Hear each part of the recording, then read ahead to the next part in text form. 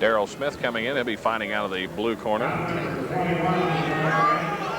And let's go, Matt Coney with Jim McManus. Jim, you're the coach of the Springfield Boxing Club. You're the matchmaker for this tournament. How long have you been the boxing coach? Well, I've been coaching at the boys club now for 23 years. I guess it takes up an awful lot of your time. Well, yes, it does. 4 or 5 nights a week usually I'm tied up over there. But I enjoy it. I wouldn't want to be anywhere else, you know. Yeah, let's see. You've been doing it for 23 years. How long does it take you to prepare for this tournament, particularly right here? Well, we always start about the latter part of September, and of course the boys have a number of tune-up bouts coming into the Golden Gloves here. That always helps them. If you bring a boy in, training by itself is not enough. They need the actual bouts. I know you want to get to your fighter. Thanks for the interview, Jim. Okay, and thank you. Jim McManus, the coach of the Springfield Boxing Club and our matchmaker for tonight's fights. Rob? All right, thanks, Matt. Daryl Smith against Elmer Wicks. Daryl in the green trunks without the headgear. What's Daryl's style of fighting? He's very evasive. You'll see him, he'll switch from fighting left-handed, and then he'll take a right-handed stance. Right now he's in a left-handed stance.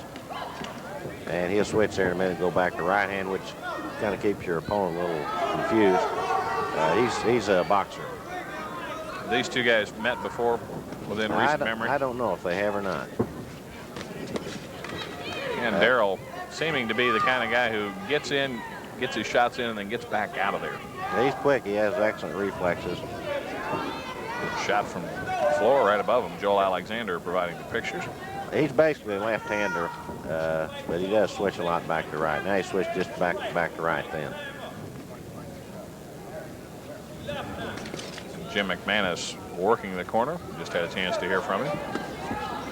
Firing that right in, and then he switches right back again.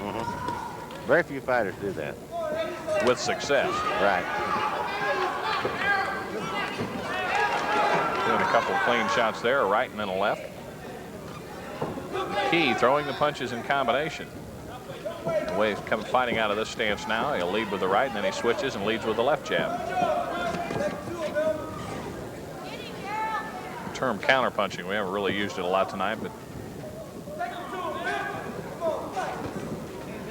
Daryl every now and then prefers to wait and let him counterpunch. Right. But he's using that jab. He's going in there first with the jab there. There was a good illustration of counterpunching. Wilkes made the first move, and before he could get it through there, Smith had already hit him. End of the first round.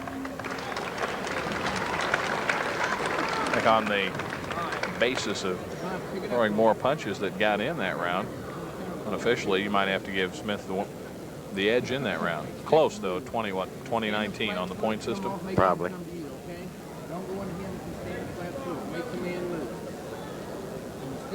This is the 139-pound open division.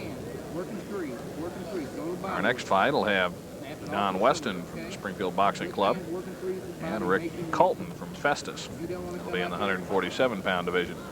Shot of Daryl Smith in his corner. Jim McManus giving the instructions. But really, with a fighter like Daryl, you do a lot of your work with him in the practice sessions or the workout sessions. Seems to be one of those guys who could change strategy if he had to in the middle of a fight. Well, that's true, except basically most amateur fighters, when the bouts only go 3 rounds, you don't have too much time to change a lot of game plans unless you're fighting a left-hander, for example. A right-handed fighter has to throw more lead more right hands with a left-handed fighter. But that's not really a change in strategy. That's just one of the basic premises. Graphic that we had up, that's our high school basketball game of the week next week. Paseo at Glendale. Starting round 2, we'll be taking a break between rounds. At the next break, barring a sudden knockout. Both fighters seem content to be cautious right now, which in a 3-round fight. Darrell hit him left and right then. Switching in the process of doing that, going to leading with his left now. That jab picked off in the gloves by Daryl Smith. And he switches right away and goes to right-handed again. It seems like Wilks doesn't know which way he's supposed to be going, because the minute he does, Darrell changes on him. That's confusing to a fighter. It's confusing to me, and I'm just watching. Those punches by Wilks, taking on the gloves.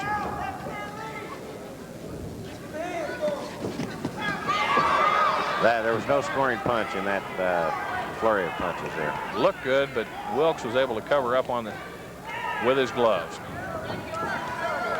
That right got in. Right. Well, it was the left hand that really got in. Wilks that time got in with one punch. The left that looked good was caught on the gloves. Darrell caught him with a right jab and took one return. Carrying his left hand low now. What's he trying to get him to throw that right? Now he brings it back up again. Now the left goes down again. What's Darrell trying to do there? Well, he might be. Of course, he can go either way. That way, he can either lead with a left jab to the midsection, or he can throw a left hook to the head area. And we'll be back in just a moment.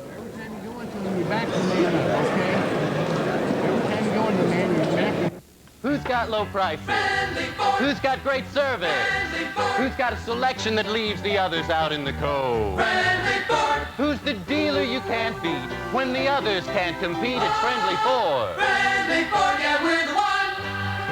These days, getting a good deal on a car is only part of the story. Yeah. Getting a good dealer to stand behind it is more important. At Friendly Ford, we've been doing both for 20 years because we take your trust seriously. Friendly Ford, yeah, we're the one. Getting set to start round number 3.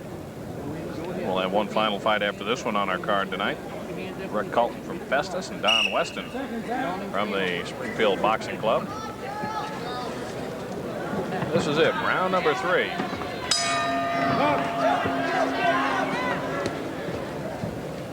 I think you'll probably see Darrell get a little more aggressive this round. Not taking any chances with the judges. Right.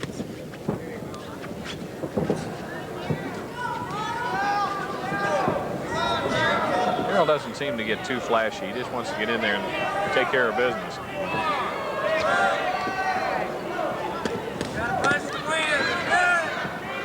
Darrell preferring to counterpunch really right now, which seems to still have the quicker punches, more fresh, if you will.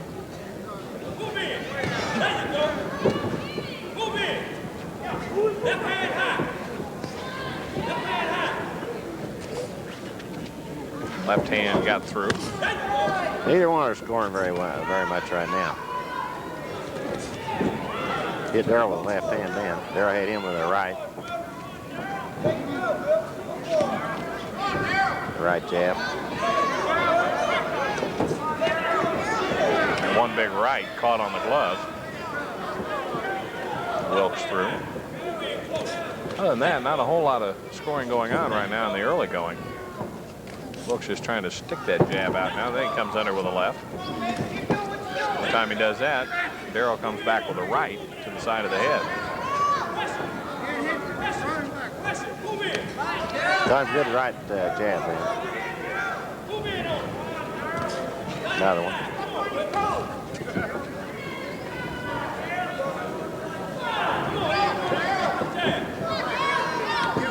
Neither one of those punches getting in by Wilks, and then Darrell got the jab through. Break, stay back.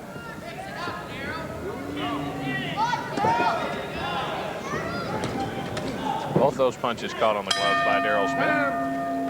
And that's the fight. A lot of these guys are really, they're not unfamiliar to each other. Meeting each other in a number of tournaments around the area. And Daryl Smith. Elmer Wilks waiting for the decision.